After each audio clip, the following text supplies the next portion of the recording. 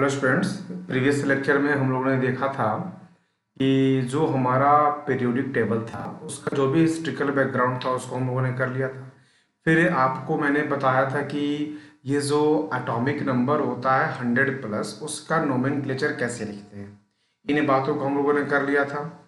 अब बेसिकली हमें उस टॉपिक की तरफ बढ़ना है जिसके बारे में मैंने लास्ट लेक्चर में आपको बताया था कि कैसे प्रॉपर्टीज जो होती हैं एलिमेंट्स की वो वैरी करती हैं पीरियोडिक टेबल में, जिसे हम क्या बोलते हैं, पेरियोडिसिटी इन द प्रॉपर्टीज बोलते हैं। स्टूडेंट्स, मैं आपको बता दूं कि आप जिस एग्जाम का प्रिपरेशन कर रहे हो उसकी जो आत्मा है, उसका जो सोल है, वह है आपका एकदम शुद्ध एनसीईआरटी। एक लाइन भी आपको इससे बाहर नहीं पढ़ना है, शुद्ध एनसीईआरटी ही आपको पढ़ना है। एक लाइन भी आपको इससे बाहर नहीं जाना है।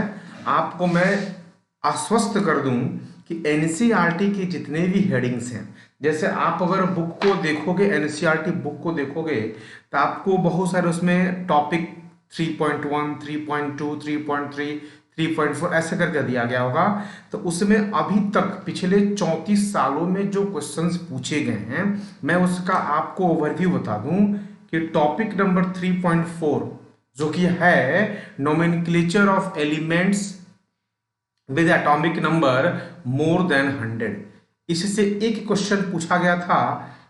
एक क्वेश्चन अभी तक पूछा गया है और वो पूछा गया है नीट 2020 में।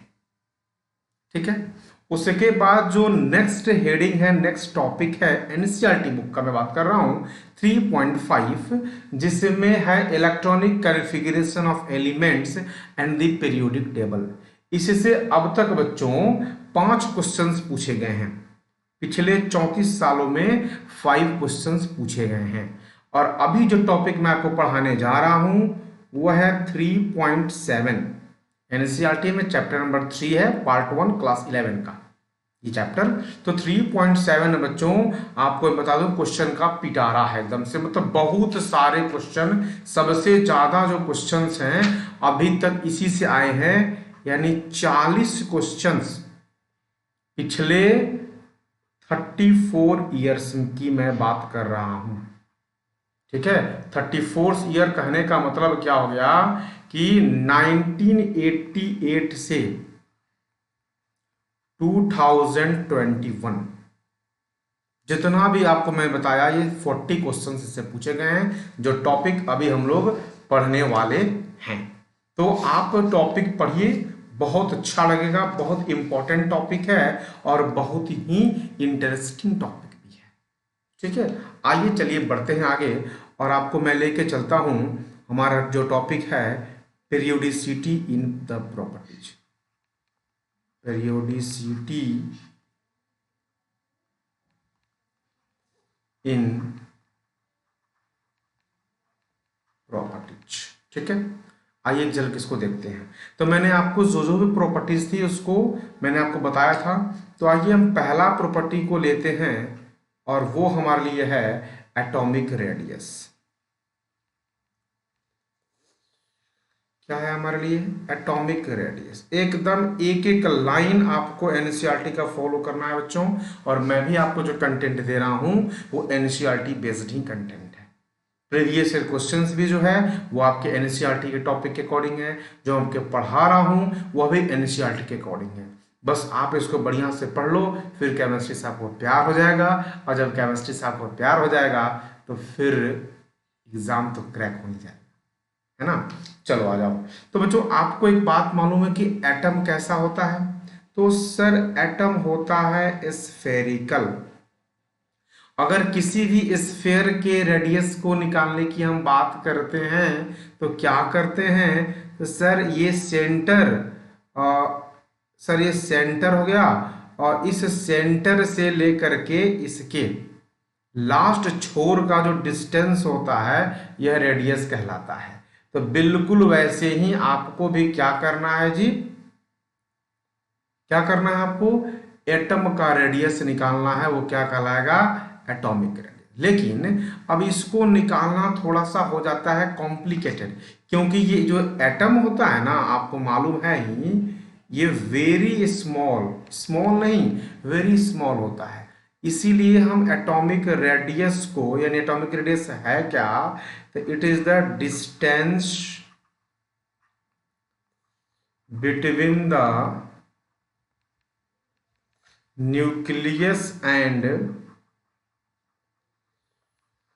outermost shell, okay, of an atom। इन है, ठीक है, क्लियर। चलिए, हाँ, तो मैं बात कर रहा था आपसे कि क्या होता है, आउटर मोस्ट जो भी आपका सेल है उसके बीच का जो डिस्टेंस होता है और न्यूक्लियस तक, उसको हम क्या बोलते हैं, एटॉमिक रेडियस बोलते हैं। यहाँ क्लियर हो गया। अब बच्चों, ये जो आपने देखा ये वेरी स्मॉल है, मैंने क्या बोला, ये वेरी स्मॉल है, इतना छोटा है कि इसको मेजर करने के लिए आपके पास जो होता है ना डिस्टेंस के लिए, सेंटीमीटर या मीटर या किलोमीटर, ये सब आपको एप्लीकेबल है ही नहीं, ये पॉसिबल ही नहीं है कि एप्लीकेबल हो जाए। तो फिर हम क्या करेंगे, तो हमारे पास में भी है, ऐसा बात नहीं है कि टेक्निक नहीं है, हमारे पास में टेक्निक है। और वह क्या है, atomic radius is measured in, पूछता है question, measured in angstrom, what, angstrom, picometre, angstrom या पिकोमीटर में इसको हम लोग मेजरमेंट कर सकते हैं। दूसरी बड़ी बात क्या आती है कि एटॉमिक रेडियस इज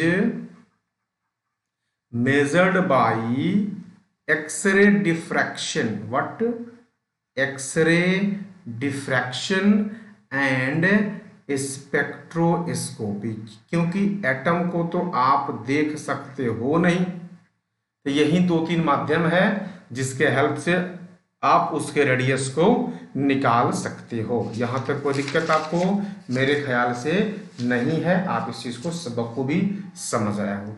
अब आ जाओ, हम बात करते हैं पीरियोडिक टेबल में हम इनकी स्टडी कैसे करेंगे। तो जो पीरियोडिक टेबल है, तो आपके पास में दो रास्ते हैं जाने के लिए, एक है टॉप टू बॉटम, दूसरा है लेफ्ट टू राइट। ये हो गया लेफ्ट टू राइट, और ये क्या कहलाता है जी, पीरियड कहलाता है। ये टॉप टू क्या हो गया जी, बॉटम, ये क्या कहलाता है जी, ये ग्रुप कहलाता है, ठीक है। तो मैं आपको बता दूं कि जब आप लेफ्ट से राइट में जाते हो तो क्या होता है, और जब टॉप से बॉटम में जाते हो तो क्या होता है बच्चों। तो सिंपल सी बात है कि जब आप, दो वर्ड है मैं आपको बताना चाहूंगा, nuclear charge, effective nuclear charge, मेरे ख्याल से आप इससे परिचित होंगे। इफेक्टिव न्यूक्लियर चार्ज क्या होता है, यह जो न्यूक्लियस है और यह जो आउटर मोस्ट सेल है, इसमें जो इलेक्ट्रॉन है इसके बीच लगने वाले फोर्स ऑफ अट्रैक्शन को हम डिफाइन करते हैं इफेक्टिव न्यूक्लियर चार्ज के टर्म्स में। क्लियर है। दूसरा फैक्टर है एनर्जी लेवल्स। दूसरा फैक्टर क्या है students, that is energy levels. ये किससे डिटरमाइन होता है, तो ये होता है आपका नंबर ऑफ ऑर्बिट से। जैसे जैसे ऑर्बिट बढ़ते जाएगा, यानी कि ये अगर न्यूक्लियस है, इसके पास एक ही ऑर्बिट है, श्योर डिस्टेंस कम होगा। ये आपका, ये देखिए दो हो गया, आप आराम से देखते जाइए, तीन तीन हो गया। जैसे जैसे आपका ये सेल बढ़ते जा रहा है, डिस्टेंस बढ़ते जा रहा है, ठीक है। और दूसरा है इफेक्टिव न्यूक्लियर चार्ज। यही दो फैक्टर हैं जो कि एटॉमिक साइज को, यानी कि एटॉमिक रेडियस को अफेक्ट करते हैं, ठीक है। बिल्कुल एनसीईआरटी से मैं चल रहा हूं, आप एकदम बढ़िया से इसको पढ़िए, शाम आपकी मुट्ठी में हो जाएगा, ठीक है ना। आ जाओ, तो जब आप लेफ्ट टू राइट जाते हो पीरियड में, तो एटॉमिक साइज क्या होता है बच्चों, एटॉमिक रेडियस है ना, एटॉमिक रेडियस जो होता है ना, वो डिक्रीज करता है। वो क्या करता है, डिक्रीज करता है। अब वो डिक्रीज क्यों करता है जी, डिक्रीज क्यों करता है? तो आप यहाँ लिखेंगे due to increasing effective nuclear charge. क्योंकि जैसे जैसे आप लेफ्ट से राइट में बढ़ेंगे, आपका क्या होगा, यहाँ पर जो ये नंबर ऑफ सेल रहेगा ना, ये फिक्स्ड रहेगा। नंबर ऑफ सेल क्या रहेगा? फिक्स्ड रहेगा। लेकिन इलेक्ट्रॉन से बढ़ते जाएगा। अब सपोज कीजिए कि ये एक एटम है, इसके पास मान लीजिए कि 3 सेल है। यह भी एक एटम है, इसके पास अभी 3 सेल है। अब यहाँ पर इलेक्ट्रॉन है एक, कितना है? एक है। यहाँ सॉरी दो, दो हो गया। और यहाँ मान लेते हैं 3 हो गया। तो आप कॉमन सेंस लगा के बताओ कि किसका इफेक्टिव न्यूक्लियर चार्ज ज्यादा होगा। एकदम कॉमन सेंस लगाना है, कोई बहुत बड़ी चीज में नहीं है। यहाँ देखो, यहाँ एक न्यूक्लियस है ही और 2 इलेक्ट्रॉन के बीच फोर्स लग रहा है, ये फोर्स लग रहा है। और यहाँ देखो ये 3 है और ये न्यूक्लियस के बीच फोर्स लग रहा है। तो शॉर्ट बात है कि 3 वाले के बीच क्या होगा? ज्यादा फोर्स लगेगा। जब फोर्स लगेगा, ये मान लो न्यूक्लियस हो गया, ये मान लो कि आउटर मोस्ट सेल हो गया, ठीक है। अब जब फोर्स लग रहा है तो क्या करेगा? अपने तरफ खींचेगा ना। जब खींचेगा तो साइज क्या हो जाएगा? छोटा हो जाएगा, नहीं हो जाएगा? जब आप लेफ्ट से राइट में बढ़ते हो तो सेल तो सेम रहता है, लेकिन इलेक्ट्रॉन्स बढ़ते जाता है। As a result effective nuclear charge बढ़ जाता है और साइज छोटा हो जाता है। क्लियर हो गया? आ जाओ नीचे बढ़ते हैं। जब आप टॉप टू बॉटम में बढ़ोगे, एकदम ध्यान से बात को समझना, जब आप टॉप टू बॉटम में बढ़ोगे तो जो आपका साइज होता है ना, एटॉमिक रेडियस, वो आपका इंक्रीज करता है। वो क्यों? तो due to increasing number of shells, number of shells, इसको आप कह सकते हो एनर्जी लेवल। जब सेल बढ़ेगा, देखो मैं यहाँ लिखा हूं, जब सेल बढ़ेगा तो डिस्टेंस बढ़ते जाएगा, लेकिन इलेक्ट्रॉन तो सेम ही रहेगा ना जी। अगर किसी एक ग्रुप की हम बात करते हैं तो उस ग्रुप के जितने भी इलेक्ट्रॉन्स हैं वो तो ऊपर से नीचे तक सेम ही रहेंगे। एज ए रिजल्ट साइज क्या हो जाएगा? यहाँ पर इंक्रीज करते जाएगा। यहाँ तक कोई दिक्कत नहीं है मेरे ख्याल से, सारी बातें क्लियर हैं। चलिए बच्चों आगे बढ़ते हैं, और आगे बढ़ते हैं अब हम आयोनिक रेडियस की बात करते हैं। एक दूसरा हमारे पास में प्रॉपर्टीज क्या है? दूसरा प्रॉपर्टीज हमारे पास में आ गई, जिसको हम क्या बोल सकते हैं? Ionic radius. ठीक है, तो सिंपल सी बात है, जब किसी भी एटम में से आप एक इलेक्ट्रॉन को रिमूव कर दोगे, मतलब एक इलेक्ट्रॉन को निकाल दोगे, तो वो क्या बनेगा? कटायन बनेगा। और किसी भी एटम में एक इलेक्ट्रॉन को अगर दे दोगे, एक या दो तीन, जितना भी चाहो निकाल सकते हो, दे सकते हो, जितना भी तो नहीं, लेकिन एक दो तीन तो आराम से कर सकते हो। तो ये क्या बनता है आपको? एनायन बनता है।